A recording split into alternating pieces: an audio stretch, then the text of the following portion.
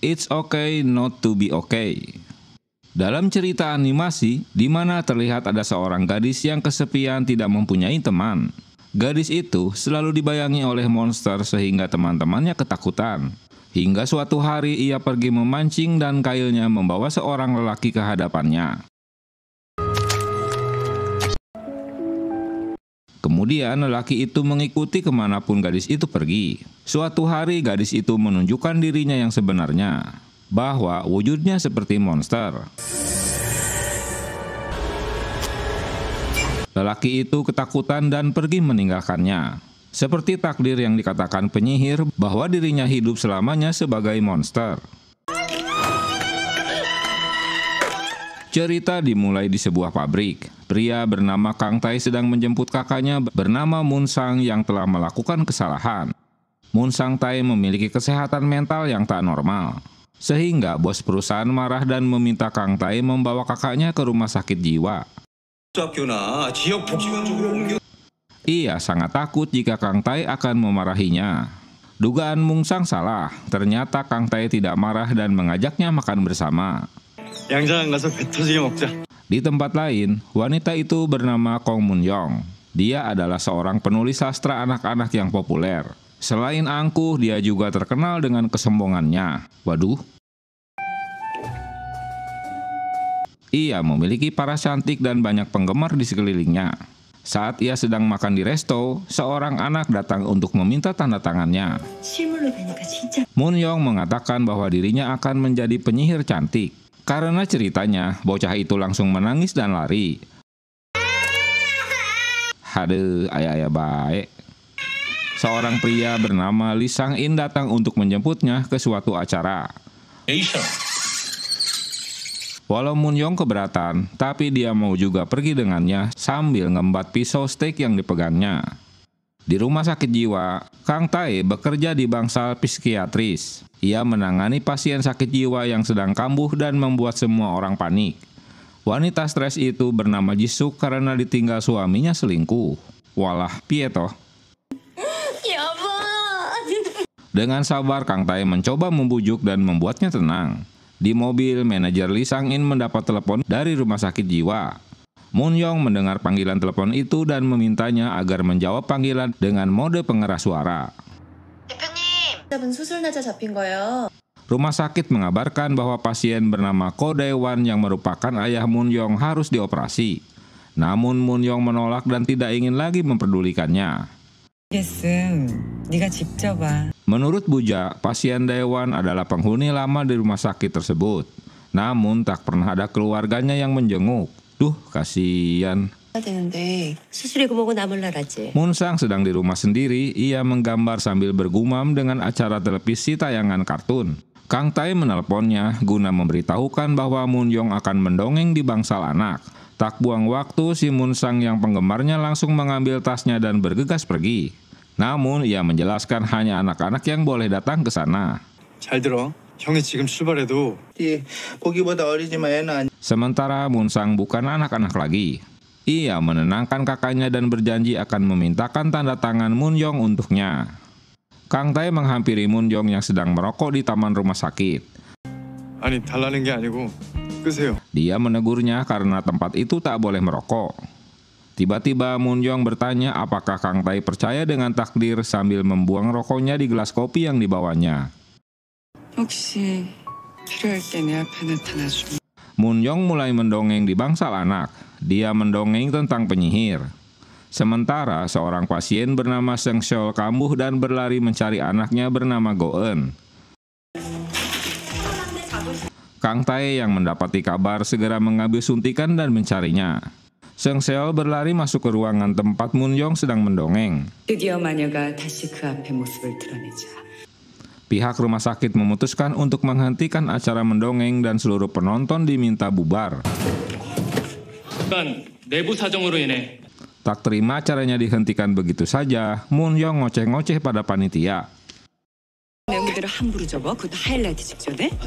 Tiba-tiba Seng Seol menarik paksa Go-eun pergi dari ruangan. Dia membawanya ke ruangan ganti baju. Mengetahui jika semua ini ulah Seng Seol, Mun Yong jadi marah dan menampol dengan tasnya. Tak sadar jika pisau stik yang berada di dalam tasnya meloncat keluar. Seng Seo balik menyerangnya hingga mencekik lehernya. Untunglah Kang Tae datang dan menghentikannya. Tiba-tiba Moon Yong menghampiri Seng Seo dan menusukkan pisaunya. Namun dengan sigap Kang Tae menangkis pisau itu dengan tangannya hingga bercucuran darah. Kejadian ini membuat Seng Seo ketakutan dan kabur hingga petugas menangkapnya. Awalnya Kang Tae mengambil sapu tangan untuk membalut pisaunya. Namun sapu tangan itu direbut Moon Yong dan dibalutkan di tangan Kang Tae. Lee Sang-in ketakutan mendengar keributan yang baru saja terjadi. Karena keributan itu membuat Kang Tae dipanggil atasan dan diberhentikan dari pekerjaannya. Duh, kasihan. Karena atasan memerlukan kambing hitam sebagai bentuk pertanggungjawaban atas keributan yang terjadi. Waduh, kok bisa? Dengan sedih, kemudian dia pulang dan berpamitan kepada teman-temannya.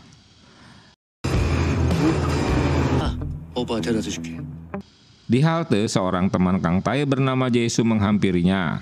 Ia mengajak pergi Kang Tae yang sedang terlihat sangat sedih. Sayangnya, motornya mogok dan mengharuskan mereka mendorong. Sepanjang jalan, mereka ngobrol banyak hal. Di tempat lain, perawat Namjori menemui Moon Yong. Dia melaporkan keadaan ayah Moon Yong. Namun Moon Yong berkata bahwa jiwa ayahnya telah meninggal, namun raganya masih hidup seperti zombie. Dan ibunya juga sudah meninggal, namun jiwanya masih hidup hingga sekarang. Walah, tega ya. Ucapan Moon Yong membuat juri bingung dan hanya terdiam. Kang Tae menyuruh Jae-soo untuk meniru tanda tangan Moon Yong. Dengan susah payah, akhirnya mereka tiba sampai di rumah. Kang Tae memberikan tanda tangan Moon Yong kepada Moon Sang. Sayangnya, Moon Sang mengetahui bahwa itu tanda tangan palsu. Ia marah dan mengancam akan membakar buku-bukunya. Berita di televisi menyiarkan Seng Seo tewas bundir di ruang isolasi. Kini polisi masih menyelidiki kematiannya. Sementara si Moon Yong masih terbayang dengan wajah Kang Tae. Begitu juga dengan Kang Tae, membayangkan saat Moon Yong membalutkan sapu tangannya. Kang Tae menemukan buku karangan Moon Yong di bawah bantal Moon Sang dan dia membacanya. Keesokan harinya, Kang Tae pergi menemui manajer Lee Sang-in. Namun orang yang dicarinya belum datang dan Kang Tae diminta menunggu. Sambil menunggu, dia membaca buku-buku karangan Moon Yong. Kedatangan Moon Yong ke kantor dan membuat panik semua orang. Di luar kantor, Moon Yong terkejut melihat Kang Tae yang sedang serius membaca. Tak disia-siakan, dia pun datang menemuinya. Moon Yong mengira kedatangan Kang Tae adalah meminta ganti rugi atas peristiwa penusukan. Sayangnya, dugaan Moon Yong salah. Kang Tae datang hanya untuk melihat Moon Yong. Alasan ini membuat Moon Yong terkejut. Menurutnya, Kang Tae seperti pernah melihat seseorang sebelumnya dan dia sangat menyukai wanita tersebut.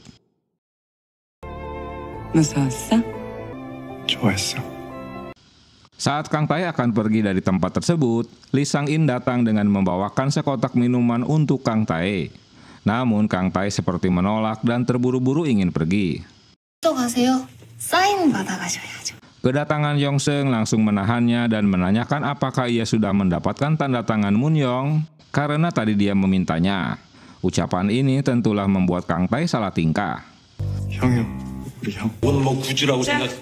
Moon Yong secara langsung memberikan tanda tangan di buku ceritanya yang baru atas nama kakaknya. Kemudian Kang Tae pamit pergi dan Sang-in mengejarnya sambil memberikan uang 50.000 won sebagai permintaan maaf. Namun Kang Tae menolak. Saat keluar kantor, Moon Yong masih memandangi Kang Tae dari atas gedung. Dia seperti tertarik dan ingin mendapatkannya. Wah, ada mangsa baru. Dia menyuruh Jijo untuk segera menyelidiki status Kang Tae. Mendapat buku baru yang ditandatangani Moon Yong membuat Moon Sang pergi, padahal Jae-ju belum memakan mie pesanannya. Hade, katro ya.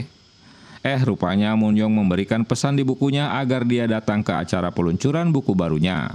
알바 뛰던 것도 샀다. 거려. 그러니까 Kang Tae meminta Jae-soo untuk menemani Moon Sang ke acara peluncuran buku. Sementara Moon Sang sibuk memilih-milih baju yang cocok untuk acara yang akan dihadirinya. 지문 혹 사는 재미로다가 다쳤어?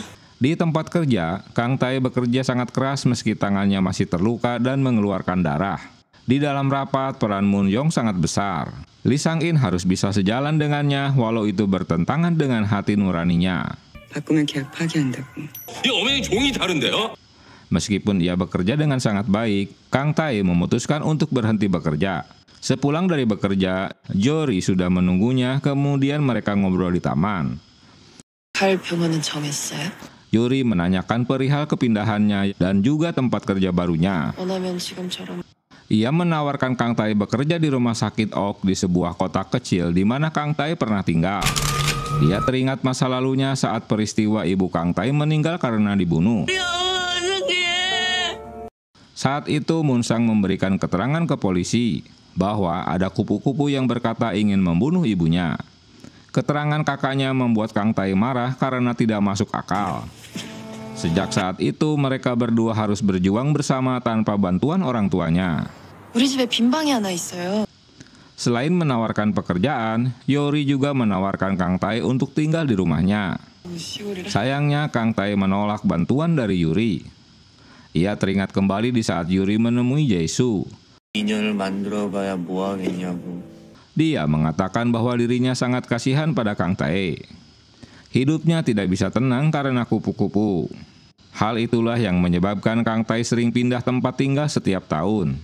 Keesokan harinya, Kang Tae mengantarkan Moon Sang menghadiri acara Moon Young karena Jae-soo tak ada kabarnya. Kang Tae berpesan kepada kakaknya untuk langsung pulang setelah mendapat tanda tangan dan foto bersama. Kemudian Kang Tae menyuruh Moon Sang mengantri. Saat Kang Tae menerima telepon Jae-soo, Moon Sang membuat keributan karena melihat ada anak memakai kostum dinosaurus. Ayah anak itu tak senang dan menjambak rambutnya.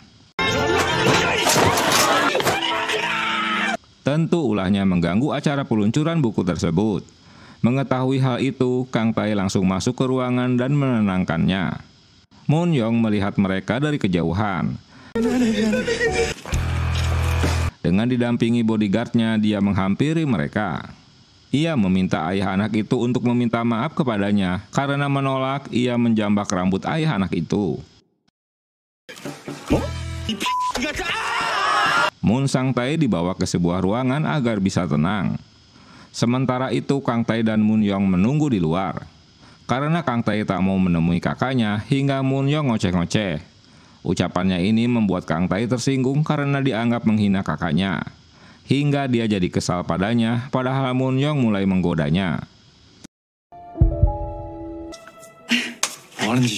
Tiba-tiba datang seorang lelaki yang membawa 2 kotak uang suap dan berbicara tidak enak kepada Moon Young. Ahjusi itu membahas orang tua Moon Young dan membuatnya emosi.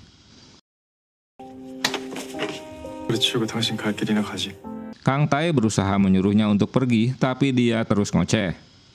Kang Tae tidak bisa menenangkannya dan Moon Young pergi mengejar lelaki itu. Merasa ada gelagat tak baik, Kang Tae ikut lari mengejarnya. Moon Young berhasil menemukan lelaki itu dan mendorongnya jatuh dari tangga setelah Ahjusi itu selalu mengancamnya. Tentulah uang yang dibawanya berhamburan. Kang Tae datang menemuinya dan memberikan terapi pada Moon Young agar lebih tenang. Malah si Moon Young menggodanya.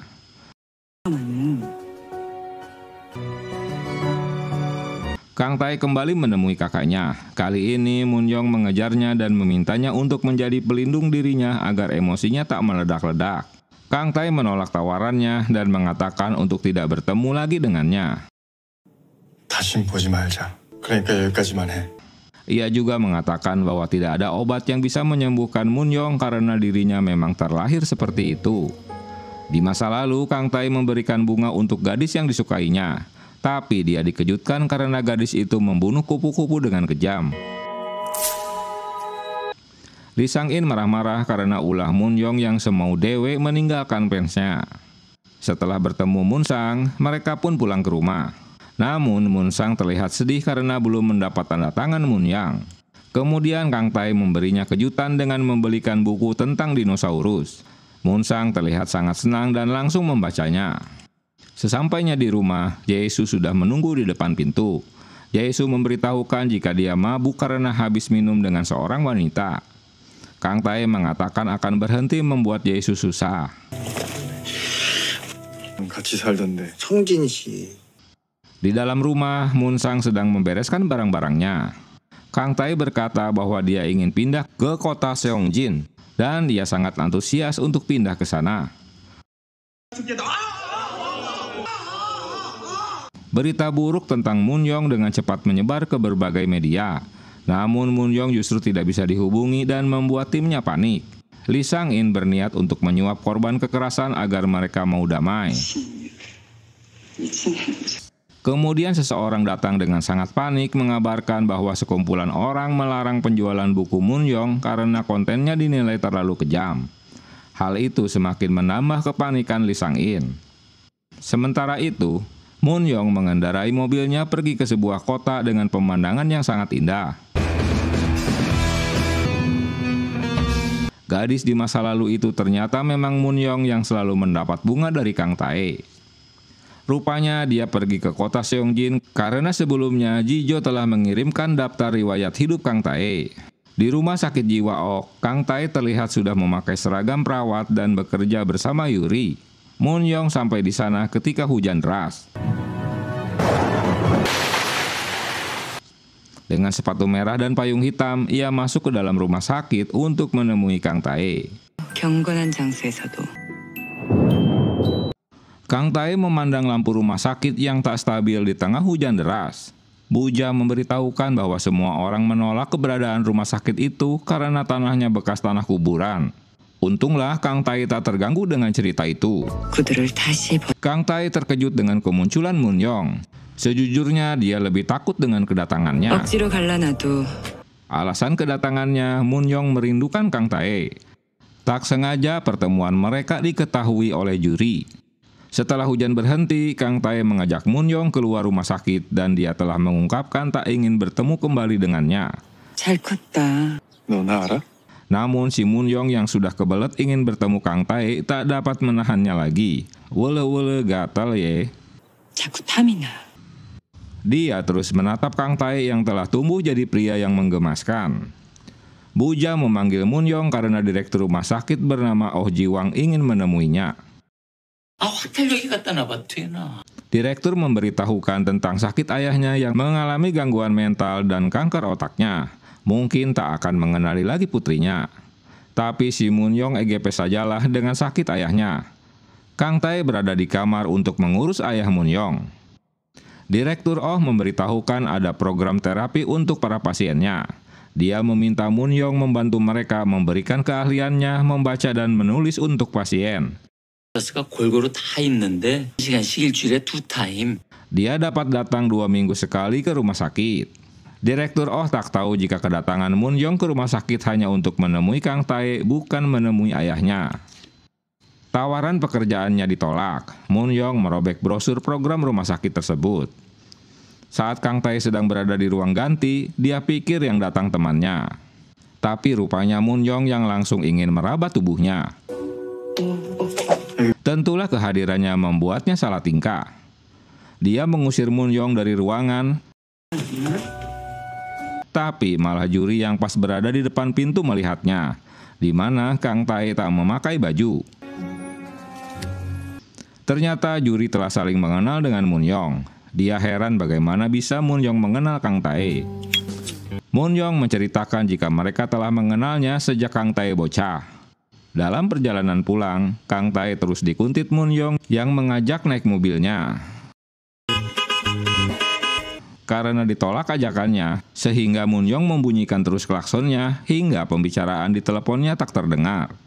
Munyong menyusuri jalanan hutan yang gelap. Dia terkejut melihat ada seorang wanita yang duduk di bangku belakang mobilnya. Saat menoleh, ternyata tak ada siapapun. Ih, seyem. Dia juga dikejutkan dengan adanya rusa di tengah jalan. Duh, apa sih ya? Di tempat lain, Kang Tai bertemu Juri di supermarket. Mereka pulang bareng karena Kang Tai memang ngekos di rumah Juri. Sesampainya di pintu gerbang tak terurus, Moon Young membukakan pintu dan masuk yang ternyata dia datang ke kastil milik ayahnya yang dulu sengaja dibangun untuk istrinya agar fokus dengan menulis. Dulu bangunan itu sangat mewah, kini tak terurus seperti rumah hantu. Menurut cerita Sheoli, di kastil itu Bu Moon Young menjadi gila dan ayahnya menjadi seperti sekarang. Sementara kini rumah Juri jadi ramai dengan tinggalnya 3 pria itu. Mereka pun makan malam bersama. Moon Young mengalami mimpi buruk di saat tidur. Dia didatangi penyihir yang berkata akan membunuh pangeran yang akan menyelamatkannya. Kontan saja dia terbangun ketakutan. Moon Young mulai tenang saat teringat pada Kang Tai. Esok harinya Moon Young mulai memberikan dongeng untuk pasien. Kang Tai pertama kali melihat cara Moon Young mengajari pasien dengan nasihat dari sebuah cerita. 동아란 현실 세계의 잔혹성. 맞는다. Di akhir kelasnya, Moon Young berkata pada para pasien agar bisa menghadapi kenyataan untuk bisa bahagia. 겠어요. Setiap bertemu, si Moon Young selalu menggoda Kang Tai. Dia bahkan tak sungkan-sungkan memberitahukan mimpi dengan Kang Tai dalam tidurnya, hingga membuat mereka terkejut saat melihatnya.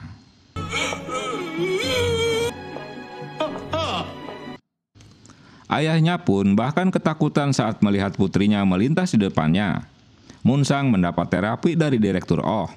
Setelah melihat hasil karya Moon Sang, ia ditawari menggambar di dinding rumah sakit dan akan dibayar sebagai bentuk terapi. Moon Sang mau karena dia sedang mengumpulkan uang untuk membeli mobil van karena sedih selalu pindah-pindah rumah dengan kakaknya. 돈으로 뭐 하게? 차 사게, 차. 워크스로 뱅크. Anak calon wali kota Seongjin bernama Kwon Gido dirawat di rumah sakit jiwa Ok karena menderita gangguan bipolar. Dia bahkan sering berulah di rumah sakit. Meski anaknya dirawat di sana, ayah Gido bernama Pak Kwon ingin menghancurkan rumah sakit tersebut. Beberapa hari dirawat, Gido kabur dengan bantuan Moon Young. Terjadilah kejar-kejaran mobil antara Moon Young yang membawa Gido dan Kang Tai. 내려. 너 내리래. Rupanya Moon Young membawa Gido ke acara kampanye ayahnya di pasar tradisional. Dia mengacaukannya dengan naik ke panggung dan berteriak agar masyarakat tak memilih ayahnya. Waduh. Selain itu, dia mengungkapkan keburukan ulah ayahnya dalam keluarga. Kang Tai yang menyaksikan semua itu hanya terdiam. Dia menyadari jika semua ini dikarenakan peran Moon Young untuk menghancurkan Pak Kwon.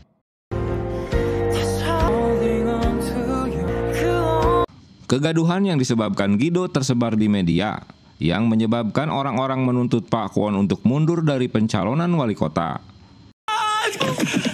Seorang staf Pak Kwon memarahi mereka dan mengancamnya jika mereka membatalkan pencalonan Pak Kwon.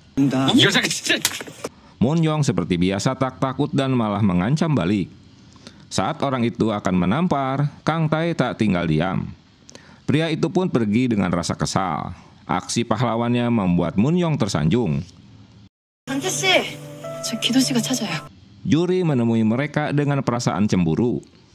Gido tersenyum pada Kang Tai karena hari ini semua keinginannya terwujud. Ulah Gido membuat ibunya kecewa, dia pun menampolnya. 엄마, 나 이제 좀 괜찮아. Kali ini Gido yang ngoceh-ngoceh karena ibunya tak pernah memperhatikannya. Dia hanya sibuk mengurusi saudara-saudaranya. 내 뱃속에서. Dia berhenti memukuli anaknya setelah menyadari ada banyak mata yang memperhatikannya. Peristiwa itu mengingatkan Kang Tai pada ibunya, di mana dia selalu disalahkan, dan ibunya lebih memperdulikan kakaknya. Juri kecewa setelah Kang Tai menolaknya untuk pergi dengannya, karena dia telah ada janji dengan Moon Young untuk menemaninya. 내가 납치해서 널 잡한 제대로 만들어줘. Dalam perjalanan, Moon Young terus saja menggoda Kang Tai. Kemanapun Kang Tai pergi, dia pasti akan mengikutinya. Oleh-oleh rejeki ini mah. Di tempat lain, Lee Sang-in mendapat berita buruk jika pelarangan penjualan buku dongeng baru Moon Young disetujui. Dia memutuskan untuk menemui Moon Young. Dia menghubungi Kang Tae guna menanyakan keberadaan Moon Young. Setelah menceritakan apa yang terjadi, Lee akan meminta Moon Young untuk menuliskan buku cerita baru. Selesai menerima telepon, Kang Tae berbohong jika teleponnya itu dari rumah sakit. Direktur Oh mengumpulkan stafnya setelah mendengar ayah Gido diminta mundur dari pencalonannya. Hal ini pasti akan berdampak pada rumah sakit. 하지만 납치는 아니지. Sejak awal Pak Kwon memang ingin menghancurkan rumah sakit ini. Jadi bersiaplah jika dia menuntutnya. Direktur Oh malah diminta bawahannya untuk memecat Moon Young karena telah menculik Gido dan membuat kekisruhan. Tapi Direktur Oh menolak karena Gido dengan sukarela masuk ke dalam mobilnya. 산책은 왜 안 시켜? 약속. Kang Tae menanyakan mengapa Moon Young tak mau mengajak ayahnya jalan-jalan. Menurutnya ayahnya mengalami demensia. Dia sudah tak memiliki ruh lagi. Walah. 뒤에서 좀 알아봤지. Kang Tae terkejut setelah Moon Young menceritakan bahwa dia telah menyelidiki latar belakangnya.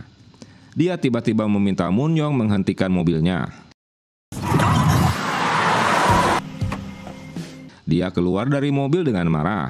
Saat itulah Moon Young mengungkapkan cintanya pada Kang Tae yang belagak tak mendengar. 사랑해 강태 씨. Dia berkali-kali mengungkapkannya dengan rasa kesal. Moon Young benar-benar tak mengerti mengapa Kang Tae tiba-tiba marah. Apa yang salah dengan ucapannya? Kang Tae tak datang ke rumah sakit.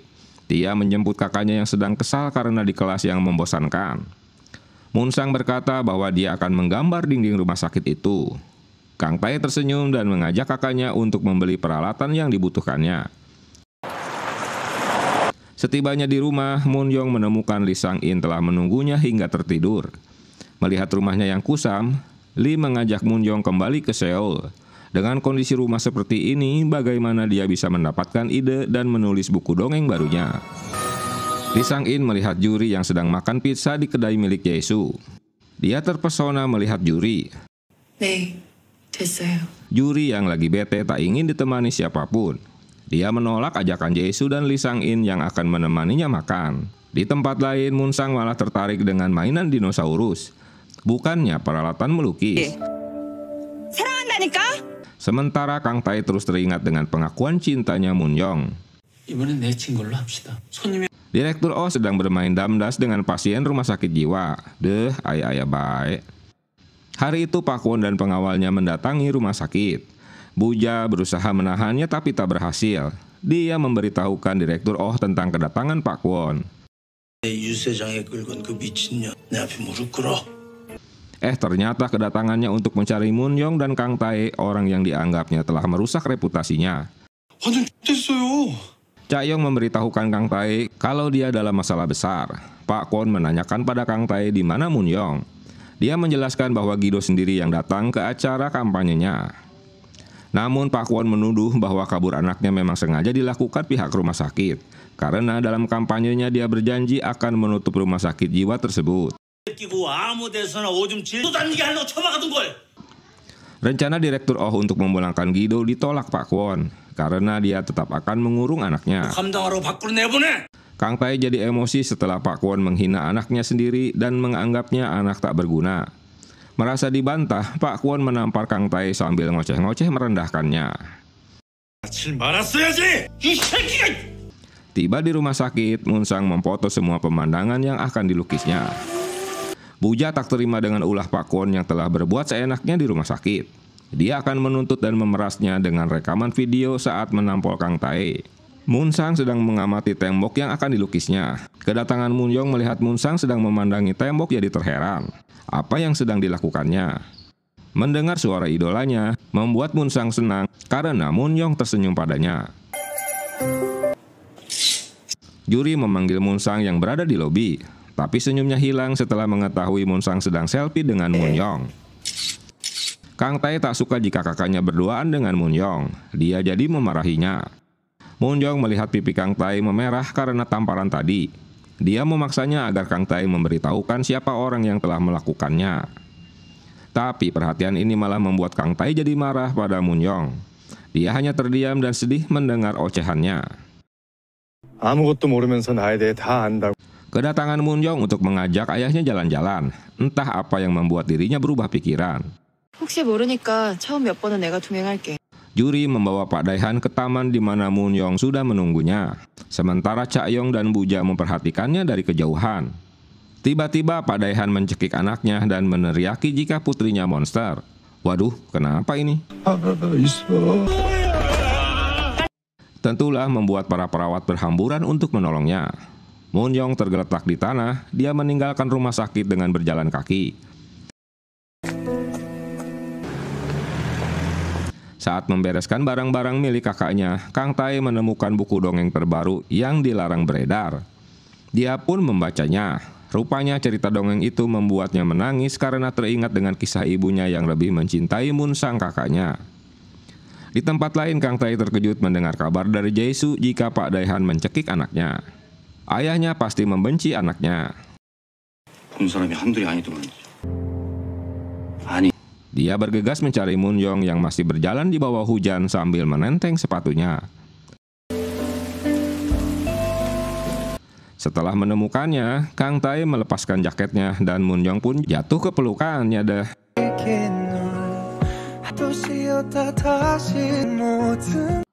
Kang Tae membawanya ke sebuah motel terdekat. Pegawai motel mengira jika mereka sepasang kekasih. Karena tak nyaman ditawari yang aneh-aneh, Kang Tae mengajaknya pergi. Namun Moon Young menolak. Lagi pula mereka baru sadar jika mereka berdua tak membawa ponsel maupun dompet. 열어줄 일 있어? 여기 방은 아주 후끈해요. Singkat cerita, Kang Tae mengajak Moon Young ke rumahnya dan memberikan pinjaman bajunya. 실례인가? 니네 형은?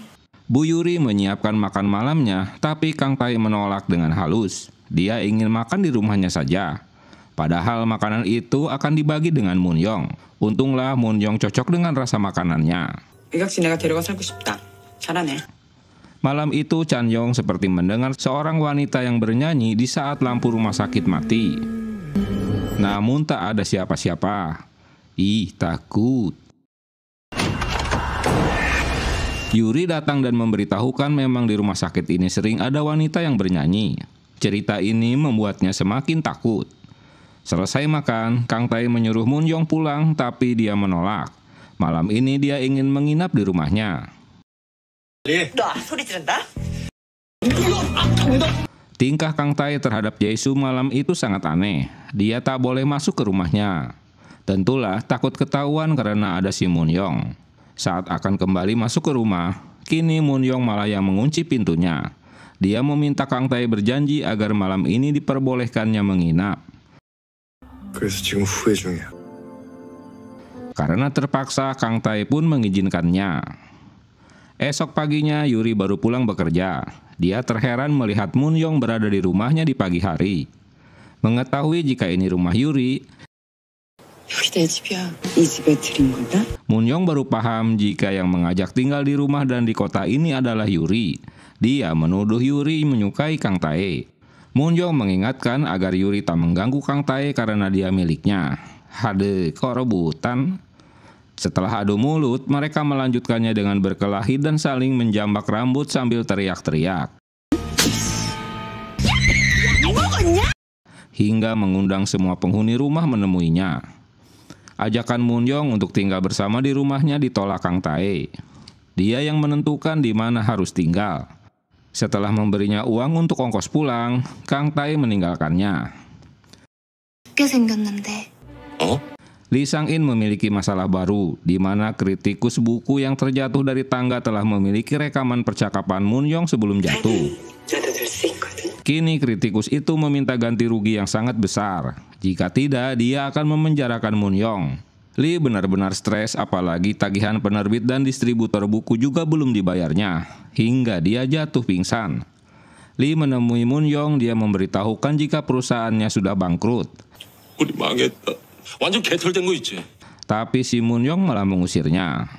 Lee berlutut agar dia tetap diizinkan untuk bekerja sama dengan Moon Young. Dokter, perawat, dan pasien rumah sakit berolahraga bareng. Yuri diam-diam melirik terus Kang Tae. Moon Sang akan mulai melukis di tembok, tapi dia bingung warna apa dulu yang harus dipakainya. Direktur Oh berniat membantunya. Dia mengecat warna hijau. Tapi aksinya malah membuat Munsang jadi marah dan mengecat wajah Dokter Oh hingga mengejarnya di sekeliling rumah sakit. Hade PA ya. Moon-yong datang ke rumah sakit karena disuruh Dokter Oh. Yuri meminta Kang Tae agar tak menghindarinya karena merasa terbebani olehnya. Dia berharap agar Kang Tae tetap tinggal di rumahnya karena ibunya menyukai mereka. Saat sedang mengecat, Moon-yong menghampirinya dan mengajak Munsang ke rumahnya. Dia terkagum-kagum dengan isi rumahnya. Moon-yong mengeluarkan selembar kertas untuk ditandatangani, sebuah kontrak kerja menjadi ilustrator. Setelah mencari kakaknya tak ketemu, akhirnya Kang Tae menelepon Moon-yong. Salah satu poin kontrak itu pekerja bersedia tinggal di rumah pemberi kerja. Moon-yong memberitahukan jika mereka berada di kastilnya. 소녀의 엄마는 난 너무 특별해서. Moon-yong menceritakan sebuah dongeng pada Munsang. Di masa lalu, Kang Tae kecil mengumpulkan bunga-bunga liar untuk dikumpulkan menjadi bukei. Dia pergi ke rumah Moon-yong untuk memberikan bukeinya.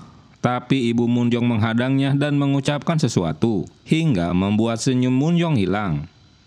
Ketika dia menemui Kang Tae di gerbang, dia malah mengambil bukei dan menginjak-injaknya, lalu mengusirnya. Duh, kasihan. Tentulah Kang Tae kecewa karena bukeinya dihancurkan sambil berlalu pergi. Sekarang Kang Tae kembali ke kastil itu. Dan dia melihat Moon-yong berdiri di balkon yang sama.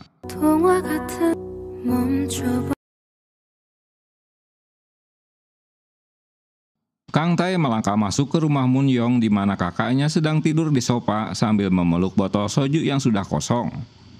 Setelah menyelimuti kakaknya dengan jaket, dia terus menemui Moon-yong yang ada di balkon. Moon-yong terkejut jika Kang Tae mengetahui siapa dirinya. Kang Tae menjelaskan jika dia mengenalnya setelah melihat matanya. 니들을 처음 봤을 때부터. 연기 진짜 소름이다. Munsang menolak saat Kang Tae mengajaknya pulang. Dia harus tinggal di kastil ini karena sudah menandatangani kontrak kerjanya. 나도 이제 Walau Munsang tak mau memberikan kontraknya, tapi Kang Tae dapat merebut dan merobeknya. Tentulah membuat kakaknya marah hingga mendorongnya terjatuh. Tak hanya itu, dia pun memukuli Kang Tae. Tentu Kang Tae terkejut karena kakaknya sangat marah. Hingga akhirnya Moon-yong meminta Munsang Tae berhenti memukulinya. Kini Kang Tae menyadari jika kakaknya benar-benar menurut pada Moon-yong. Tentulah si Moon-yong merasa menang karena kakaknya kini tak mau mendengar ocehannya lagi. Kini keputusan untuk tinggal di kastil ini terserah pada Kang Tae. Akhirnya Kang Tae pun pulang sendirian. Setelah adiknya pergi, kini Munsang yang bolak-balik membukakan pintu sambil berharap agar Kang Tae akan tinggal bersamanya. 걘 오빠 못 버려. Moon-yong meminta Munsang agar tak perlu mengkhawatirkan adiknya.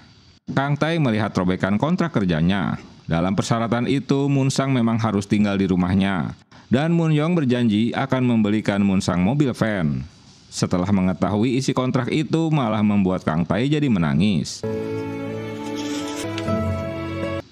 Saat mengantarkan makanan, Bu Yuri terkejut melihat wajah Kang Tae terluka. Kang Tae menjelaskan jika dia baru berkelahi dengan kakaknya. Namun Bu Yuri tahu jika Kang Tae lah yang dipukuli. Mendengar kakaknya mendapat pekerjaan sebagai ilustrator, Bu Yuri sangat senang mendengar dan mendukungnya. Pendapat ini membuat Kang Tae bertanya-tanya apa memang benar itu sebuah hal yang baik. Bu Yuri bahkan ingin berterima kasih pada si pemberi kerja yang telah mengajak Munsang. Kang Tae rupanya menerima nasihat Bu Yuri. Munsang membukakan pintu rumah. Mengetahui bukan adiknya yang datang, dia menutup pintu rumahnya kembali. Sengje mengingat jika itu kakaknya Kang Tae, orang yang menyebabkan keributan di toko buku. Moon-yong turun dari lantai atas karena mendengar berisik di rumahnya. Sementara Lee berniat mendobrak pintu rumah, namun apes pintu keburu dibuka sehingga Lee terjatuh di hadapan Moon-yong. 상자에 사파를 그린다. Melihat ada Munsang, Lee pun mengusirnya. Tapi Moon-yong memberitahukan jika dia tinggal dengannya, sambil mengenalkan Munsang sebagai ilustrator barunya. Lagi-lagi Lee menolak kehadiran Munsang, tapi dia kalah suara karena Seng Jae juga mendukungnya. Kang Tae tiba di rumahnya. 안전핀 있으니까 걱정하지 마. 내 친동생이가. Moon-young memberitahukan jika Kang Tae orang yang akan meredam emosinya yang meledak-ledak. Munsang menjelaskan jika Kang Tae adalah adiknya. Akhirnya Lee dan asistennya terusir dari rumah tersebut. Menurut Seng Jae, penulis yang memiliki masalah kepribadian dan ilustrator yang katro akan menjadi kolaborasi yang bagus jika akan sukses menjadi kesuksesan besar dan sebaliknya. Di tempat lain, Bu Yuri panik setelah mengetahui jika orang yang mempekerjakan Munsang adalah Moon-young. Dia tak sampai hati untuk memberitahukan kabar buruk ini pada putrinya. 몇 가지 조건이 있어. 주말에는 우리 집으로 돌아갈 거야. Kang Tae mengizinkan kakaknya bekerja dengannya, tapi dia meminta kakaknya agar dapat pulang ke rumah setiap akhir minggu. Dan Moon-young pun setuju. Kini giliran Jae-soo yang panik mengetahui Munsang kerja dengan Moon-young. Yuri mendengar teriakannya sehingga Bu Yuri terpaksa memberitahukan apa yang telah terjadi dengan Munsang. Yuri pun kembali menangis di balik selimutnya. Aduh, kasihan. Munsang dan Kang Tae begitu kagum melihat ada banyak buku cerita di rumah itu. Apalagi mereka melihat tempat tidur yang begitu empuk tapi spraynya sudah 20 tahun tak dicuci. Waduh, piye iki? Hari itu Moon-young bangun lebih siang. Dia terkejut melihat Munsang sedang mengepel lantai dan bersih-bersih. Saat ke dapur, sarapan sudah tersedia karena Kang Tae baru saja selesai memasak. 아침 어떻게 해? Rupanya itu pertama kalinya Moon-young menikmati tinggal di rumah dan sarapan pagi di rumahnya. Mereka pun pergi bersama ke rumah sakit agar tak dicurigai mereka. 그 이상하네. 나비. 거부합니다. 거부. Munsang hampir menyelesaikan lukisannya yang bernuansa bunga. Direktur Oh menanyakan mengapa lukisannya tak ada kupu-kupu. Munsang menolak untuk melukisnya. Malam itu Moon-young kembali mimpi buruk. Dia didatangi penyihir yang menyebabkan erep-erep gitu ya. Kang Tae yang mendengar suara gaduh di kamarnya membangunkannya. Pagi hari saat terbangun dia melihat Kang Tae masih menunggui di kamarnya. Kang Tae menjelaskan bahwa semalam dia demam dan mimpi buruk. 누워있어. 형 알바 데려다주고. Dia menyuruh Moon-young beristirahat biar dia yang akan mengantar Munsang dan membeli obat. Di rumah sakit, Direktur Oh dan stafnya melihat rekaman CCTV. Rupanya Buja pingsan saat berbicara dengan Moon-young. 당분간 보호 관찰을 하면서 Entah apa yang mereka bicarakan. Sejak peristiwa itu, Direktur Oh menghentikan kelas Moon-young untuk sementara waktu hingga mereka tahu apa yang terjadi pada Buja. Moon-young teringat masa lalunya di mana ibunya melarangnya untuk memotong rambut panjangnya karena mirip dengannya. Jika marah, Bu Moon-young menyeramkan dia akan memecahkan cermin. Moon-young berniat akan memotong rambutnya, lagi-lagi pesan ibunya terngiang-ngiang kembali di telinganya. Lee yang baru tiba di rumah mendengar kegaduhan di kamar Moon-young. Dia pun segera berlari menghampirinya. Moon-young memberitahukan jika dia ingin memotong rambutnya, tapi aneh mengapa tak bisa. Lee memaksa Moon-young agar segera kembali ke Seoul, karena takut halusinasinya akan timbul kembali.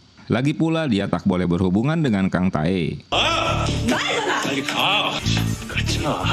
Ulahnya ini membuat si Moon-young marah. Saat mereka tarik-tarikan, Kang Tae tiba di rumah. Moon-young mendorongnya di saat Lee akan menjelaskannya. Untung Kang Tae dapat menyelamatkannya. Niat Lee untuk membawa Moon-young ke Seoul ditolak Moon-young. Bahkan dia menyuruh Kang Tae mengusir Lee. 빨리 쫓아내. 야, 니 먼저 썼으니까 상관없겠지? Kang Tae menemui Direktur Oh. Dia menanyakan pada Kang Tae apa Moon-young memiliki pacar. Kang Tae menjawabnya tidak. Pak Oh menceritakan jika ibu Moon-young dulu seorang penulis. Setelah menyelesaikan buku terakhirnya, dia tiba-tiba menghilang. Lalu dia didaftarkan sebagai orang yang sudah meninggal. Tapi mungkinkah jika dia masih hidup? Kayaknya tidak, karena tak mungkin dia akan membiarkan penggemarnya menunggu begitu lama. Karena tulisan bukunya belum sampai ending. Kang Tae membaca pengumuman jika kelas Moon-young telah dihentikan. Menurut Buja, para pasiennya sedih kelasnya dihentikan. Mereka merasa kelas Moon-young berbeda dan menarik. Hari itu Moon-young baru tahu jika kelasnya telah dihentikan. Dia mencari Pak Oh. Buja menegur bawahannya karena tak memberitahukan Moon-young sebelumnya. 저 환자들 동의하라고 광고하니? 수업 없은 거 모르고 왔나 봐요. Dia malah baru membaca di papan pengumuman. Di rumah, Moon-young akhirnya dapat memotong rambutnya. Kini dia terbebas dari ikatan ibunya. Kang Tae membantu merapikan potongan rambutnya, dan kini Moon-young pangling melihat wajahnya sendiri. 머리가 아, Kang Tae membantu merapikan potongan rambutnya karena selama ini kakaknya juga dipotong rambut olehnya. Esok harinya Kang Tae tertegun melihat penampilan baru Moon-young. Penampilan barunya dinilai berbeda antara Kang Tae dan Moon-sang. Kakaknya lebih menyukai Moon-young berambut panjang. Pak Lee menyuruh asistennya untuk 머리 잘라버렸어. menyelidiki latar belakang Yuri. Seung Jae melaporkan bahwa Yuri masih jomblo. Dia bertemu Kang Tae setahun lalu karena sama-sama bekerja di rumah sakit. Ayahnya telah meninggal dan ibunya kini menjadi tukang masak di rumah sakit jiwa. 아수이구만 아수. 근데 그 간호사님 좋아하세요? Lalu Lee membandingkan siapa yang lebih baik, dirinya apa Kang Tae. Ya tentulah si Seung Jae menilai bahwa Kang Tae lebih ganteng darinya. 이거. Setelah melihat rekaman CCTV, Dr. Oh menemui Kang Tae. Dia memintanya agar Kang Tae mengawasi pasien Bu Okran. Kang Tae setuju asalkan kelas Moon-young dilanjutkan. Dr. Oh pun setuju. Saat akan pulang, Kang Tae mencabut pengumuman ditundanya kelas Moon-young. Saat mereka minum kopi, Moon-young memperhatikan pria yang sedang menulis. Singkat cerita, mereka pun berkenalan. Hal ini membuat Kang Tae cemburu karena Moon-young mengaku bukan pacarnya. Pria itu bernama Daniel Choi. Sambil memberikan kartu namanya, dia seorang CEO agensi. 또 요새 이렇게 만나게 되다니. Rupanya, dia yang bekerja mengadakan pameran buku Moon-young tempo hari. Mereka pun saling bertukar nomor ponsel dan meminta Kang Tae memfotokan mereka dengan berpose mesra. Ya tentulah membuat si Kang Tae tambah gondok aja deh. 내가 한 번씩 웃어줄 때마다 성장을 해야지 왜 영업을 해? Kang Tae menyangkal habis-habisan saat Moon-young menuduhnya cemburu. Ternyata Moon-young mendekatinya hanya untuk mengambil ballpoint milik Daniel. Di tempat lain, Yuri terkejut mengetahui ibunya sedang ngobrol dengan Lee. Dia protes setelah tahu ibunya menyewakan kamar untuknya. Alasannya Bu Yuri kasihan padanya karena dia tak mengenal siapapun di kota mereka. Lagian dia pimpinan penerbit di mana Moon-sang bekerja. Ujung-ujungnya si Yuri harus berbagi kamar dengan Jae-soo di kamar atas. Dia ngoceh-ngoceh pada Moon-sang tentang ibu Yuri dan menganggap semua teman-teman Moon-young menyebalkan. Lee memberikan alasan ingin tinggal di rumahnya karena ada Yuri. Dia juga tahu jika cinta Yuri bertepuk sebelah tangan. Kasian kali ya. 힘들어서 못 해먹겠다던 짝사랑. Kemarahan dan kekesalan Kang Tae diungkapkan pada Lee, yang tentu saja dia bingung karena tak tahu apa yang telah terjadi. 서비스에 그렇게 쓸데없이 적극적이어야 됩니까? 무슨 소리 하는 거예요? Kecemburuan Kang Tae mereda setelah Moon-young tidur di pahanya.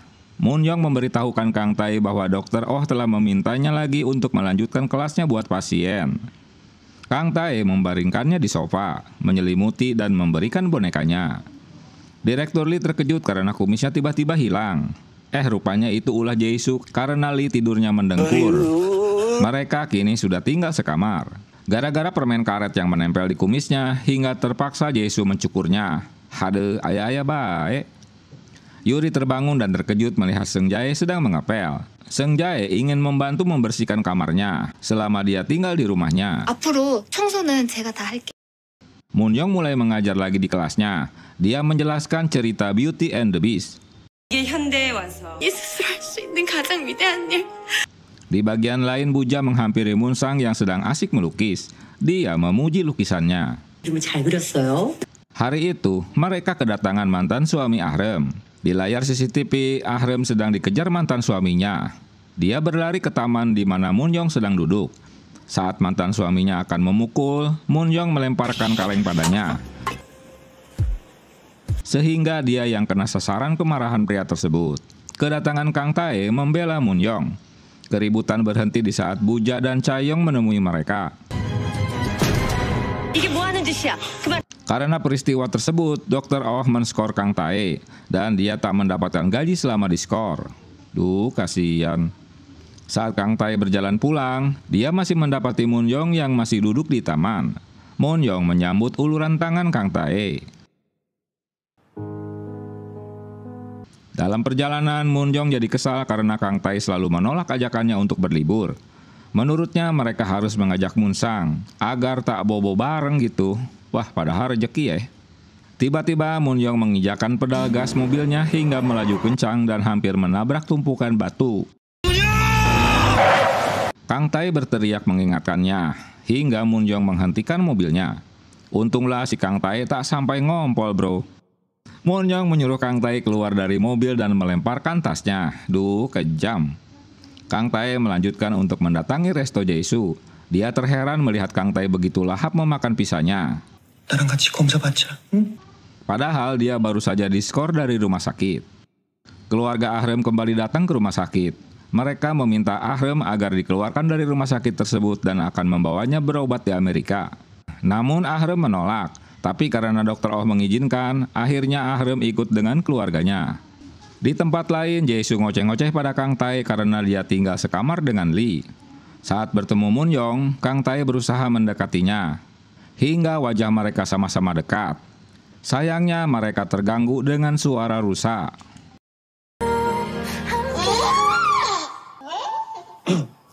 Ya tentu membuat keromantisan mereka terhenti. Duh, apes. Mereka malam itu tak bisa tidur. Seung Jae menyarankan Yuri agar memiliki pacar yang lebih tua dan dewasa seperti Pak Lee. 문강태 씨 쪽이 훨씬 더 기울죠. Mereka tak menyadari jika Pak Lee mendengarkan ocehan mereka. Dan Pak Lee senang telah didukung oleh bawahannya. Begitu juga dengan Kang Tae dan Moon Young yang sulit tidur malam itu gara-gara rusa yang mengganggu mereka. 어디 서커스 나가? Hari itu mereka akan pergi berlibur. Moon Young mengenakan pakaian seksi dan membuat Kang Tae melongo dah. Kang Tae mengajak Moon Young pergi ke gunung dan melewati jembatan gantung yang panjang. Tapi Moon Young menolak karena takut. Kang Tae tertawa mendengar Moon Young takut. Biasanya dia nyelonong aja bray. Karena terpaksa akhirnya Moon Young melangkahkan kakinya di jembatan goyang.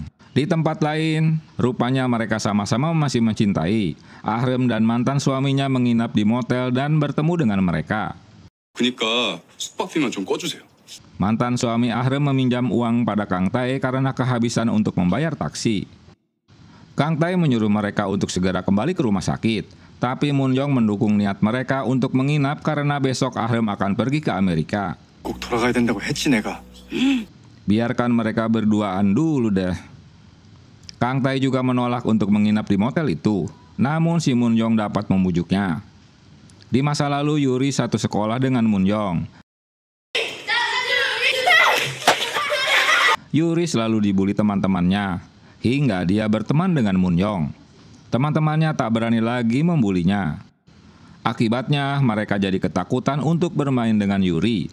심심하지 않아서 좋았고. Mereka selalu menghindar. Hal itu yang menyebabkan Yuri jadi marah pada Moon Young. Dia pikir mereka telah ditakut-takutinya. Di dalam kamar, Kang Tae ketakutan di saat Moon Young memaksanya untuk bermesraan. Wah, katro ya. Hingga terpaksa Kang Tae memeluknya agar Moon Young segera tidur. Esok harinya, Kang Tae kembali memberikan bunga liar untuk Moon Young. Dia memintanya agar tak menginjaknya lagi sambil menciumnya. Di rumah sakit, Moon Sang menanyakan Kang Tae mengapa dia tak menerima teleponnya. Kang Tae beralasan jika baterai ponselnya habis tanpa menjelaskan kemana mereka pergi. 형이 좋지. 가짜. Alasan itu membuat Moon Sang jadi marah. 진짜야. 거짓말하지 말했어. Karena merasa dibohongi hingga dia menyiramkan air yang dibawanya dan berteriak-teriak histeris hingga semua penghuni rumah sakit memperhatikannya. 빠뜨렸지. 혼자 도망갔지. Apalagi Moon Sang meneriaki bahwa Kang Tae sejak kecil ingin membunuhnya. Entah cerita itu benar apa tidak. Ulahnya ini membuat Moon Young menyadari mengapa Kang Tae selalu memprotek kakaknya. Dr. Oh memberikan obat penenang dan merawatnya di kamar isolasi. Untuk sementara Kang Tae jangan menemuinya dulu. Moon Young mengikuti Kang Tae saat meninggalkan rumah sakit. karena terus berjalan dan teriakannya tak digubris hingga Moon Young melemparkan sepatunya. 이제 난 따라오지 마. 난 형이랑 있어야 돼. Kang Tae tak ingin diikutinya, dia menyuruhnya pulang. Dia hanya ingin dekat dengan kakaknya. 넌 잘못한 거 없어. Moon Young menjelaskan bahwa itu bukan salah Kang Tae. Di masa lalu, Moon Sang nyemplung ke sungai beku karena dia menginjak es yang sudah retak di saat musim dingin. Tapi Kang Tae tak berani menolongnya. Orang-orang jadi membicarakan keburukan Kang Tae dan menganggapnya kejam. 웃음이 싹 돌아니까. 한 놈은 죽일 사. Jung Tae yang mendengarnya kesal hingga dia menyemprotkan apar pada mereka. Yuri menemui Moon Sang yang bersembunyi di balik selimut. Dia menolak saat Moon Sang diperbolehkan pulang. 안 가. 집에 안 가. Dia ingin tetap di rumah sakit. Sementara Kang Tae hanya mondar-mandir di depan pintu kamar isolasi tak berani menemui kakaknya. Yuri memberitahukan pada Chan Yong, seseorang yang menderita autis akan menutup dirinya. Kang Tae sedang menunggu Moon Sang yang membukakan pintu kamarnya lebih dulu. 저 죽었나? Kang Tae menjelaskan pada Dr. Oh, dikiranya Moon Sang telah melupakan masa lalu tersebut karena mereka tak pernah membicarakannya. 다 잊어버린 줄 알았어요. 출근해 당장. Dr. Oh kembali menyuruh Kang Tae untuk bekerja lagi dan mencabut skorsingnya. Moon Young mengingatkan Kang Tae dengan peristiwa kemarin. Dia berpendapat sudah waktunya Kang Tae mulai melepaskan kakaknya dan tak terus merawatnya. 처럼 억지로 붙들려 사는 거 절대 거짓말 못해. Tapi sarannya ditolak, dia tak mungkin untuk melepaskan kakaknya. Dia meminta Moon Young agar menjauh darinya. Moon Young mulai menangis saat Kang Tae meninggalkannya. Kini Moon Young kembali sepi di rumahnya. Dia duduk di kamar mereka. Moon Sang terkejut saat mengetahui ada dinosaurus yang dibawa Bu Ja sebagai hadiahnya. Lalu Moon Sang membacakan buku dinosaurus sambil menjelaskannya. 육식공룡. 그리고 Yuri mendatangi rumah Moon Young. Dia memberikan makanan yang ditemukan di teras rumahnya. Kang Tae menemui kakaknya dan berusaha menenangkannya. Dia memohon agar kakaknya tak marah lagi padanya. Akhirnya Moon Sang luluh juga hatinya dan memaafkan sambil memeluknya. Setelah Yuri mabuk, dia ngoceh-ngoceh tak karuan. 그래서 최고로 Mengakui jika dia cemburu karena Kang Tae menyukainya. Di tempat lain, Kang Tae terus memandangi fotonya bersama Moon Young. Lee datang ke rumah Moon Young untuk menjemput Yuri yang sudah pingsan. Di bagian lain, tiba-tiba saja Ok Rian datang ke rumah Moon Young. Birthday to you. Kehadiran Ok Rian di ruang kerjanya membuat Moon Young tak senang. Apalagi dia memegang barang-barang pribadinya. Dia mengaku sebagai fans ibunya sebagai penulis dongeng. 네. Saat memegang bolpennya, Moon Young berusaha merebutnya, tapi Ok Rian menariknya hingga tangannya berdarah. Mendengar Ok Rian kabur dari rumah sakit, Kang Tae bergegas ke rumah Moon Young. Tiba di rumahnya, dia mendapati darah yang tercecer. Mendengar Moon Young memanggilnya, Kang Tae berlari memeluknya. Moon Young memberitahukan jika Ok Rian telah pergi. Dia kecewa karena Kang Tae datang hanya untuk menangkapnya kembali. Kang Tae menyadari kesalahannya. Dia kembali menemui Moon Young dan membalut luka di tangannya. Di luar dugaan, Kang Tae menciumnya sambil mengucapkan selamat ulang tahun pada Moon Young. Dia juga mengaku jika Kang Tae merindukannya. Kang Tae melaporkan pada Pak Oh status Ok Rian yang berada di rumah Moon Young. Pak Oh meminta agar mereka menghubungi polisi dan bawahannya berjaga-jaga dengan kedatangannya. 김에 사표 처리도 생각해보자. Kang Tae terbaring di tempat tidur karena demam. Kini Moon Young yang mengurus sakitnya. Setelahnya, Moon Young membaringkan kepalanya di dada Kang Tae. Duh, so sweet. Di bagian lain, Yuri mulai membantu Pak Lee dengan memberikan amplop untuk mencuci mobilnya. Kini Pak Lee merasakan beginilah jika orang lain diberi uang olehnya. Dia mengajak Yuri makan bersama dengan uang yang didapatnya. 그럼 내가 뭐 훔쳐줄게. Yuri memberitahukan jika Ok Rian tertangkap rekaman CCTV sedang menuju Gunung Oji. Moon Young tersenyum mengingat ciuman semalam. Dia harus berbuat sesuatu untuk Moon Sang. Dia pun memborong pizza di resto Jesu agar dapat berbicara dengan Moon Sang yang bekerja paruh waktu di restonya. Pak Oh melihat lukisan yang dibuat Munsang. Kini dia memahami jika Munsang memiliki trauma dengan kupu-kupu. 왜 갑자기 나한테 그 얘기를 털어놓는 거야? Dengan berbagai cara Munjong merayu Munsang, tapi ocehannya tak didengar. Pokoknya dia tak dapat memiliki Kang Tae. 절대 안 줘, 강태. Munjong memberitahukan sikap kakaknya pada Kang Tae. Karena Munsang tak menyetujui, berarti hubungan mereka tak bisa tinggal bersama. 함께 있어줄 한 명이 더 생기는 거라고. Kang Tae menyarankan Munjong agar bersabar dan merubah strateginya agar seolah-olah dia bergabung dengan mereka, bukan untuk merebut dari kakaknya. Dia harus meyakinkannya. 혼자 있을 때 문단속 잘해. 그러지 뭐.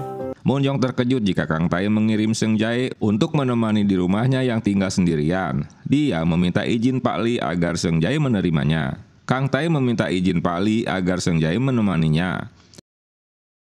저 이 집이랑 귀가 안 맞나 봐요. Seung Jae tak cocok tinggal di rumah Munjong, dia selalu bermimpi buruk. Dia meminta kembali pindah ke rumah Yuri. Akhirnya mereka berdua kembali tinggal di rumah Munjong. 만약에 엄마가 끝까지 사랑해줬다면 Esok harinya Kang Tae terkejut jika Munjong yang membuat sarapan. Roti bakar yang dibuatnya pada gosong. Aduh, pea. Mereka berdua mulai melanjutkan cerita barunya. Munsang membuat alur ceritanya. Karena dicuekan mereka, Kang Tae pun pergi. 없어도 돼. 그게 트렌드야. 트렌드? Pak Lee memberikan vitamin untuk Ibu Yuri. Dia pamit akan menjenguk orang tuanya yang sakit di Seoul. 어쩌다가요? 괜찮으시대요? Mereka membeli roti yang dihanguskan Munjong. Dia yang baru pertama kalinya berbelanja begitu banyak membeli makanan. Kini Yuri diam-diam menunggu telepon dari Pak Lee. Setibanya di rumah, Kang Tae membereskan barang belanjaan. Saat itulah Munjong menggodanya dan memeluknya. Kedatangan Munsang ke rumah membuat Kang Tae panik. Tapi Munjong malah meneriakinya jika mereka sedang berada di dapur. 오빠! 우리 여기 있어! Dia tak mau melepaskan pelukannya, kecuali Kang Tae datang ke kamarnya. Waduh, Munsang membongkar barang-barang yang dibawanya. Dia memberitahukan adiknya bahwa kupu-kupu itu tak jahat. 원장님이 그래? 마주해야지. 그래야 Munjong berpose menggoda di atas tempat tidurnya di saat Kang Tae masuk. Dia tak mau duduk di dekatnya. Dengan trik memberi minuman, membuat Munjong teler dah. Namun dia dapat memeluknya. 나빠. 진짜. Kang Tae memindahkannya ke tempat tidur dan menciumnya. Kang Tae memeriksa setiap kamar dan menemukan foto keluarga Munjong, namun wajah ibunya tak terlihat dengan jelas. Hanya bajunya mengenakan bros kupu-kupu. Munjong mengajak Kang Tae dan Munsang berfoto bersama di studio, namun dia menolak. Karena Munjong memaksanya hingga Kang Tae meneriakinya. 예약했다니까. 취소해. 가족이 되는 거라고. Munjong kesal mengapa tiba-tiba Kang Tae marah padanya dan terlihat begitu kesal. Di tempat lain, Pak Oh mendekati Kang Tae yang sedang berdiri. Dia terkejut mendengar Kang Tae memberitahukan bahwa ibunya dibunuh oleh ibu Munjong. Waduh, sebenarnya Kang Tae berharap agar dia tak tahu apa-apa tentang kejadian masa lalu. 남들 사는 것처럼 숨이 쉬어지네. Saat kembali ke rumah, Kang Tae mendapati Munjong sudah tertidur. Dia teringat cerita Munjong bahwa dulu dia sangat membenci rumahnya karena ayahnya menjadi gila di rumah ini dan ibunya dipukul ayahnya hingga berdarah. 그냥 다음에. 이 박수도 아침에 바르고 어저께 Batalnya foto keluarga membuat Munsang kecewa karena dia telah mengenakan jas. Akhirnya Munjong mengajaknya foto berdua untuk buku yang akan diterbitkannya. Saat akan dipoto, tiba-tiba Kang Tae datang dengan mengenakan jas. 잠깐만. 네. Pak Lee akhirnya kembali. Rupanya ponselnya selama ini dimatikan atas saran Seung Jae. Mereka berhasil membuat Yuri kalang kabut. Tapi rupanya Yuri pintar menyimpan rindunya di hadapan Lee. Kang Tae memasuki kamar ayah Munjong yang sedang ditemani ibu Ja. Si ayah menceritakan masa lalu. Bahwa Munjong melihat ayahnya membunuh ibunya dan menyembunyikannya di ruang bawah tanah. Malam harinya, ayahnya membuang ibunya ke waduk. Karena penyakitnya, ayah Munjong akhirnya meninggal. Mereka bertiga ikut mengantarkan ke tempat peristirahatannya. Ketika kembali ke rumah, foto keluarga mereka telah terpasang. Munjong menanyakan pada Kang Tae apa sebaiknya mereka menjual rumahnya ini untuk memulai semua dari awal. 목적지 없이. 그러자. Uangnya untuk membangun kembali perusahaan Pak Li yang bangkrut dan membeli sebuah mobil van agar mereka bebas pergi kemana saja. Tentu Kang Tai harus berhenti bekerja. Mun Sang akhirnya mau menggambar kupu-kupu pada lukisannya. Tapi mereka dikejutkan dengan gambar kupu-kupu yang telah terlukis di tembok. Motif kupu-kupunya seperti yang terdapat di baju Bu Mun-yong. Kupu-kupu itu membuat Mun Sang ketakutan dan Mun-yong teringat pada ibunya. Mun Sang berteriak karena kupu-kupu itu yang telah membunuh ibunya. Teriakannya membuat Mun-yong tak dapat menerima apa benar ibunya yang telah membunuhnya. Kang Tai berusaha menenangkannya, tapi dia tak menjawab pertanyaan Mun-yong. Di tempat lain, Buja mengendarai mobil dengan menggunakan bros kupu-kupu seperti yang dipakai Bu Mun-yong. Dalam rekaman CCTV, Pak Oh mengetahui jika seorang wanita yang menggambar kupu-kupu tersebut. Mereka terkejut karena itu ulah Buja. Kejadian itu membuat psikologis Mun-yong terguncang. Sementara Pak Oh akan meminta polisi menyelidiki Buja alias Do Jae. Apa hubungannya dengan ibu Mun-yong? Dan dia menyuruh Kang Tai cuti beberapa waktu sambil menjaga Mun Sang dan Mun-yong. Pak Oh heran bagaimana mungkin dia begitu lama menyembunyikan identitasnya dan bekerja di rumah sakit. Sebelumnya, Buja berada di kamar ayah Mun-yong. Dia kesal mendengar suaminya tak menyesal telah membunuhnya. Kini Buja membuka identitasnya bahwa dia istrinya yang telah dibunuhnya. Berita itu mengejutkan ayah Mun-yong. Buja juga yang membunuh Seng Seo setelah melukai Mun-yong dengan dalih dia bundir. Dia juga yang membunuh suaminya dengan mematikan alat medisnya. Pak Oh memberitahukan Yuri bahwa Buja sakit. Lambat laun dia juga akan mengetahuinya. Pak Li tak mengetahui lebih banyak tentang keluarga Mun-yong. Dia hanya tahu ibunya kuliah di kedokteran dan berhenti setelah menikah. Sejak itu hubungan dengan keluarganya juga terputus. Dia hanya tinggal di rumah itu untuk fokus menulis. Banyak penerbit yang meminta Mun-yong untuk melanjutkan cerita ibunya karena memang belum berakhir. 그렇게 끔찍한 일을 겪었는데 그냥 괴롭혔어요. Sementara naskah terakhirnya juga hilang. Kang Tai memberikan semangat pada Mun-yong, dia akan selalu berada di sampingnya. Dalam kesedihannya, Mun-yong teringat masa-masa indah dengan Kang Tai. 알고 있었어? 얼마 안 돼. Mun-yong menanyakan pada Kang Tai benarkah ibunya yang membunuh ibu Kang Tai. Kang Tai memberitahukan jika dia belum lama mengetahui hal ini. Jawaban itu menyakiti hati Mun-yong. Kang Tai menyemangatinya jika dia berbeda dengan ibunya. Dan Kang Tai akan selalu di sampingnya. Peristiwa ini membuat Mun-yong pilu dan sedih. Bu Yuri menemui Dr. Oh atas saran anaknya. Dr. Oh sangat kecewa atas pengkhianatan orang kepercayaannya. 이번 타입은 그렇게 될 모양인데. Di tempat lain, mereka berdua sama-sama saling mengingat masa-masa indahnya. Esok paginya, Kang Tai memberitahukan Mun-yong bahwa Buja kepala perawat yang menggambar kupu-kupu itu dan dia adalah ibunya. Dia telah merubah wajahnya. Dia mengelabui mereka agar dapat mendekati ayahnya. Oh, pantesin. Hal ini membuat Mun-yong tak percaya mengapa dia tak mengenalinya. Sambil meledak-ledak emosinya karena kesal, untunglah Kang Tai dapat menenangkannya. 공부 약속했잖아. 아니, Mun Sang mengira jika adik dan Mun-yong sedang marahan. Itu sebabnya wajah Mun-yong murung. Kang Tai memberitahukan kakaknya jika Mun-yong sakit. Dengan membawa bubur, dia menyuapi Mun-yong. Mun-yong memposting berita untuk memprovokasi ibunya agar muncul. Untuk mendekati Mun-yong, dia lebih dulu mendekati Mun Sang. Dia yang katro memang tak memahami situasi yang sedang terjadi. Karena telepon ke kakaknya tak dijawab, Kang Tai pun mencarinya. Ulah Mun-yong memposting itu ditegur oleh Pak Li karena akan membahayakannya. Setibanya di rumah Yuri, dia tak menemukan kakaknya. Mun-yong marah saat Li menghalanginya untuk menemui ibunya. Dengan nekat dia menghentikan mobilnya. Dia harus segera menolong Kang Tai yang akan bertemu ibunya. Bu Mun-yong sengaja membuat Mun Sang pingsan. Beberapa saat kemudian Buja menelponnya jika dia sedang bersama Mun Sang. Kang Tai menemui Buja di mana Mun Sang sudah pingsan. Alasannya, dia telah membuat kakaknya pingsan karena mereka telah merusak putrinya. 나한테 왜?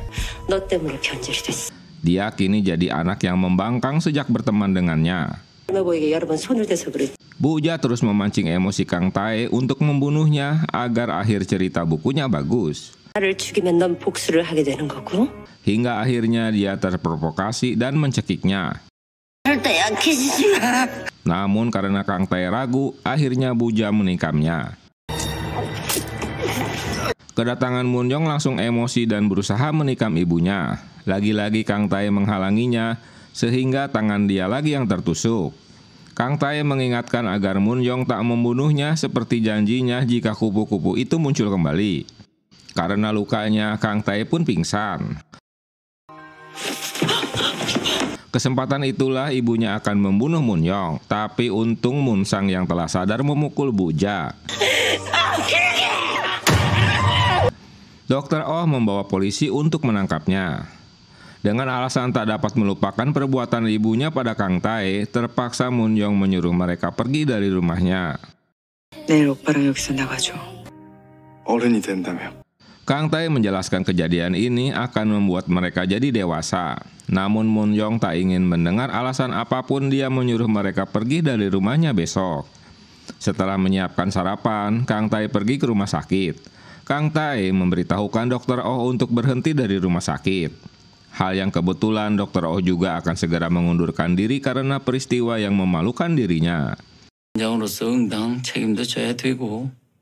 Moon-sang kecewa karena buku dongeng yang akan dirilisnya dibatalkan oleh Moon-young. Dia juga mengusirnya dari rumah. Duh, kasihan. Dan tetap akan membayar denda kontrak yang sudah disetujuinya. 오늘 중으로 나가줘. Begitu juga dengan Pak Lee, dia kecewa karena Moon-young tak mempunyai dongeng lagi. Dia akan berhenti sebagai penulis. Kang Tae tetap ingin tinggal di rumahnya dan terus berusaha menghibur Moon-young. 넌 좋아하잖아. Setelah mendapat telepon dari Yuri, Moon-young datang ke rumahnya. Ibunya berusaha keras memasak makanan kesukaan untuknya agar dia mau makan. Setelah kembali ke rumah, Moon-young terkesan melihat gambar ilustrator yang dibuat Moon-sang. Esok harinya, Moon-young yang sedang ziarah terkejut diikuti Kang Tae. Kang Tae terus berusaha meyakinkan dirinya bahwa dia akan selalu berada di sisinya. Karena Moon-young terus cuek padanya, hingga Kang Tae yang meneriaki bahwa dia menyukainya. 사랑해, 고문형. 사랑한다니까? Hal itu dilakukannya seperti Moon-young di masa lalu. Kini malah terbalik ya, si Kang Tae yang berusaha merayunya. Saat mereka hampir berciuman, lagi-lagi suara rusa mengganggu mereka.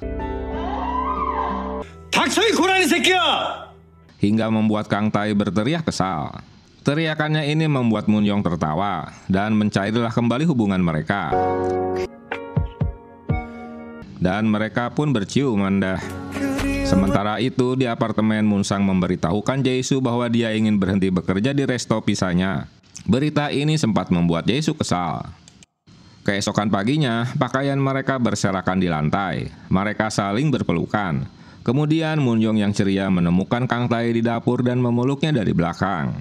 Namun Moon-young tidak begitu ceria ketika Kang Tae mengungkapkan bahwa dia berhenti dari pekerjaannya dan berpikir untuk kuliah. Moon-young lebih suka Kang Tae selalu bersamanya. 그냥 아무것도 하지 말고 내가 Sore itu, Moon-young bertemu dengan Lee dan mengejutkannya dengan naskah milik ibunya yang telah lama hilang ditemukan. Tentulah membuatnya bingung. Moon-young ingin Lee memilih antara menerbitkan novel terakhir ibunya atau menerbitkan dongeng miliknya. 걔들이 어떻게 늘 가족이야? Di lapas, Moon-young menjenguk ibunya. Bahkan ibunya masih tak menyesal dengan perbuatannya. Ibunya melakukan segalanya agar Moon-young bisa menjadi wanita yang kuat. Moon-young berpesan sebelum pergi bahwa ia akan menghapus ibunya dari ingatannya.